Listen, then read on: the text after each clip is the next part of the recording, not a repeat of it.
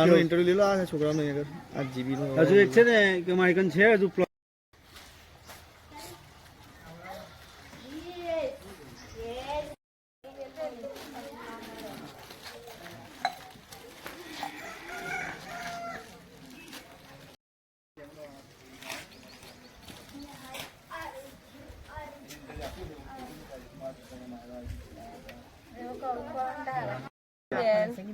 લીંબાજીની ચાલી કાલે એ લોકો ટોળો થઈને આવ્યા અમારા ગન્નાઓને બધાને માર્યા એ લોકોએ ને 2 વડોદરા છે દવાખાને હેરાનગતિ કરે રસ્તે મારા ઘરવાળા આવતા હતા રસ્તે મેં રસ્તા પછી રોકીને એમને માર્યા ઘર મેં પૂરીને દરવાજો અમારો બંધ કરી દીધો. શા માટે માર્યા? એમને એવું કીધું કે ચોરી કરી ફ્રૂટની ચોરી નહીં કરી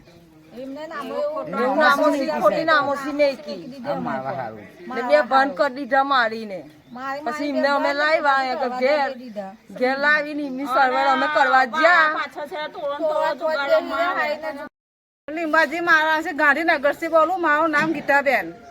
આજે 7 વર્ષથી અમે આખા મહેલાવાને હેરાનગતિ બહુ છે. રાતના 12 વાગતા લગીને જુગાર રમે અને બહુ જ ગંદી ગાડીઓ બોલે. તોય સત્તા અમે સાંભળીને સેન કરીને બધા ભયો બેઠેલા છે.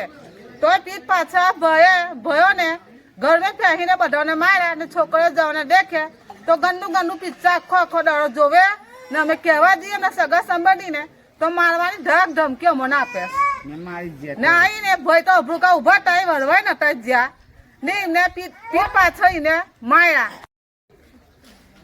એમનું એક જ ઘર છે. પીઠ પાછળ એમાં સગા સંબંધીને ફોન કરીને છાના છપટા બોલાવ્યા અને મારીને પાડી દીધા. તો ઘરની ફેમિલીએ જાણ્યું કે અમારા ઘરનો વિસ્તાર વળતો હતો ને બહારનું માણસ આવીને માર્યા કમ. ત્યારે પછી અમારા મહેલાવાને ખબર પડી. કેટલા લોકોને વાગ્યું છે? 2 જણને વાગ્યું. 2 ભાઈ છે વડોદરામાં દાખલ કરેલા છે. હજુ કોઈની ખબર આવી નથી. બે બંધ થઈને પડેલા છે તો બંધમાં આવ્યા નથી. આ તો જોયા અંધારામાં જોયા તો ખબર પડી કે પેલા અમારો ભય પડ્યો. એટલું અમે સાહેબ જોયું. એને આગળ અમે કશું જોયું નથી. શું નામ છે? મારનારનું નામ શું છે? એ નામ અમે જાણતા નહીં. ઇમરાન બસ ઇમરાનભાઈ બધાને બોલાવ્યા. ઇમરાનભાઈ બધાને બોલાયા. ભાઈ એટલું અમે જોયું. નામ છે ભરતભાઈ કાંતિભાઈ વાઘેલા. મારે રહેવાનું ગાંધીનગરી જંબુસર ખાનપુર રોડ પર રહેવાનું છે મારે.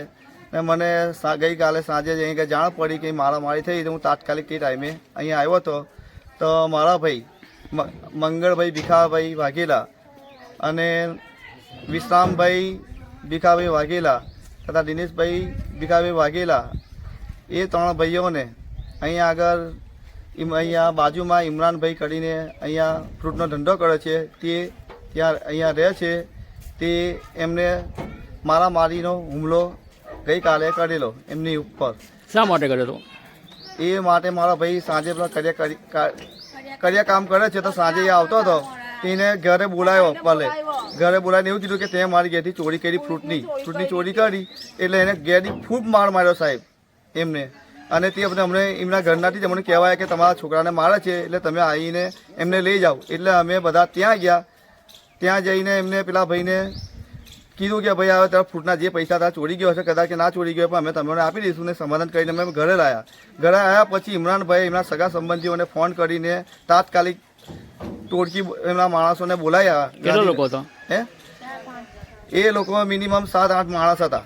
એ ટોળકીની અંદર 7-8 માણસ હતા અને હથિયાર લઈને જ આવેલા. હાથની અંદર મારવાના એમથી ને આવીને. કયા હથિયારો હતા એમની પાસે? ડાંગા હતો અને ભાલા હતા. બસ એ 2 વસ્તુ હતી એમની પાસે. એ આવીને મારવા માંડ્યા. એટલે મારી